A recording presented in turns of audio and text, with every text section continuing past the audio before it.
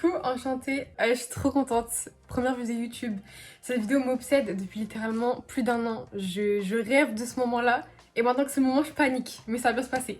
Donc aujourd'hui, je vais faire ma curly routine, celle que je fais vraiment tout le temps. Parce que là, mes cheveux sont vraiment très fatigués. Ils sont vraiment plus ondulés que bouclés. Ça fait plus d'une semaine que j'ai pas mes cheveux lâchés en fait. J'ai juste des nattes, des trucs comme ça.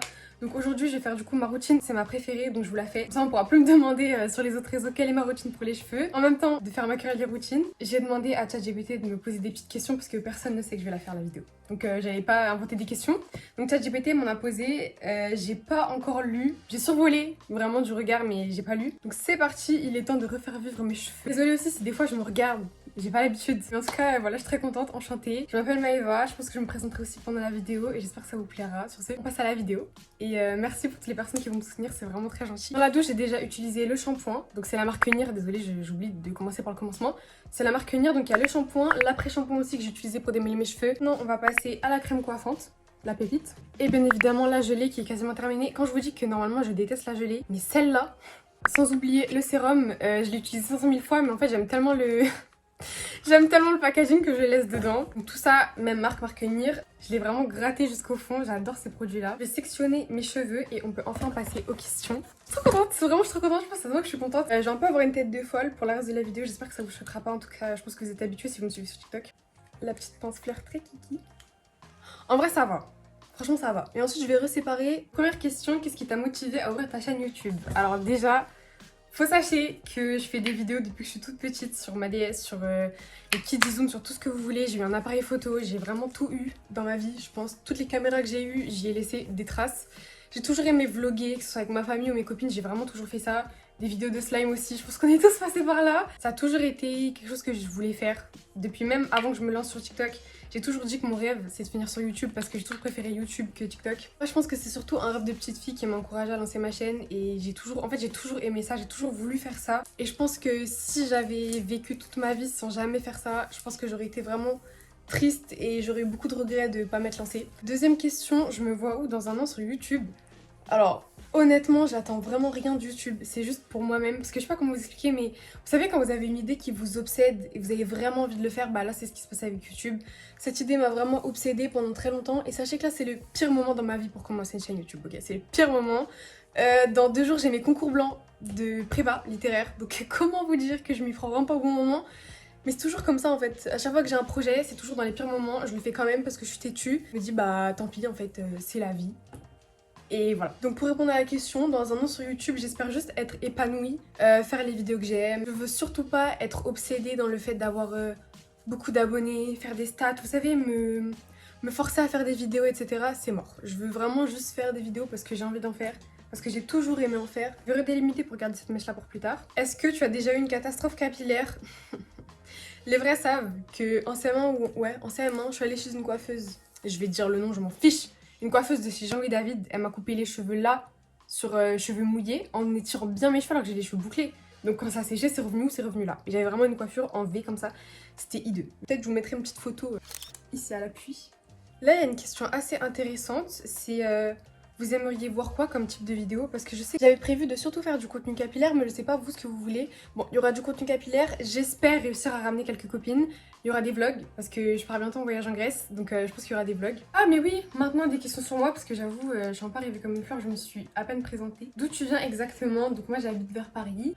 Comment décrirais-tu ta personnalité en 3 mots? Râleuse, en premier. Je pense que je suis vraiment très râleuse. Ensuite, je dirais que je suis assez souriante et solaire. Quand je suis heureuse, je suis vraiment heureuse. Je suis pas à moitié heureuse. Donc quand je suis râleuse, mais quand je suis heureuse, je suis vraiment très heureuse. Et en dernier, je pense que je suis très empathique. Voilà, je me mets beaucoup à la place des gens et j'ai toujours très été à l'écoute des gens. On s'est souvent confié à moi parce que j'aime beaucoup écouter les gens et bref, les aider au max. Je pense que je me décrirais comme ça. Après, c'est un peu à mon entourage et mes proches de me décrire, mais moi je dirais ça. Désolée, je regardais plus, je regardais là-bas pour réfléchir. C'est quoi les choses que tu aimes le plus faire dans la vie? Hormis faire des vidéos, etc. M'occuper de mes cheveux.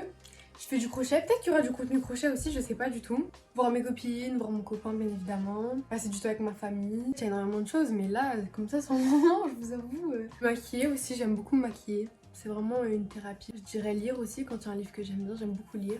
Et regarder des vidéos d'ASMR. D'ailleurs ça, Alors, je suis tellement obsédée et fan d'ASMR que je n'écarte pas l'idée que peut-être de temps en temps, il y aura une petite vidéo ASMR, mais ça sera jamais le contenu principal de mon compte, parce que je pense qu'il y a très peu de personnes qui aiment vraiment écouter l'ASMR, même si selon moi vous ratez quelque chose.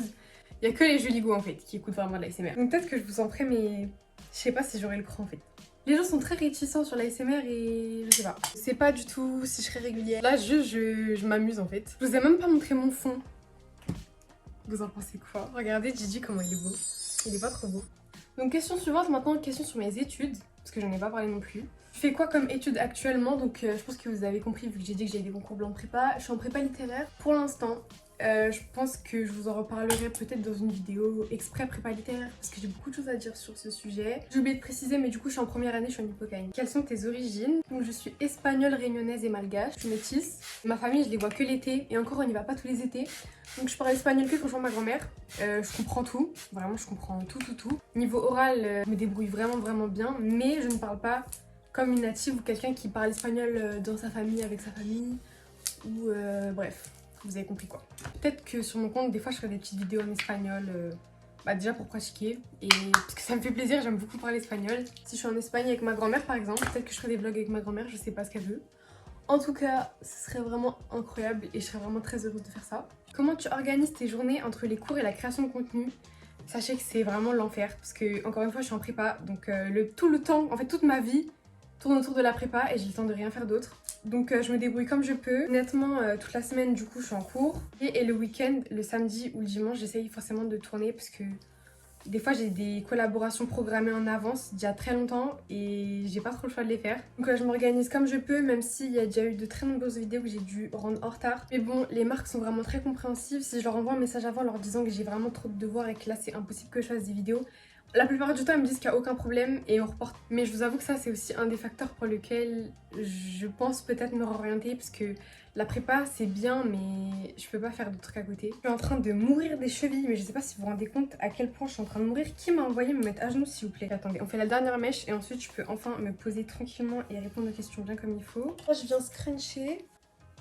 Vous avez remarqué, mais mon petit doudou ici a disparu, je l'ai mis sous moi parce qu'en fait là mes cheveux je suis en train de les tuer. Question suivante en appliquant la petite gelée. Tu veux faire quoi plus tard comme métier idéal? J'en ai aucune idée. Depuis que je suis petite on me demande ce que je veux faire. Quand j'étais petite je répondais coiffeuse et en soi c'est pas faux mais ça me saoule d'avoir fait une prépa littéraire pour finir coiffeuse. Enfin en gros ça me saoule de faire des études littéraires pour au final faire quelque chose dont on n'a pas du tout besoin entre guillemets de faire des dissertations de 6 heures, vous voyez. Sinon, j'aimerais bien rester dans le monde des réseaux de manière secondaire, sans faire que ça, en faisant un métier à côté. Parce qu'on sait très bien que si un jour tout s'arrête, c'est finito. Et j'ai pas envie d'avoir que les réseaux comme sécurité, parce que c'est pas du tout sûr en fait les réseaux comme le travail. Ce qui est le moins sûr ici, c'est bien moi. Parce que là, aujourd'hui, j'ai envie de faire des vidéos, et dans 2 semaines, c'est possible que j'ai plus envie.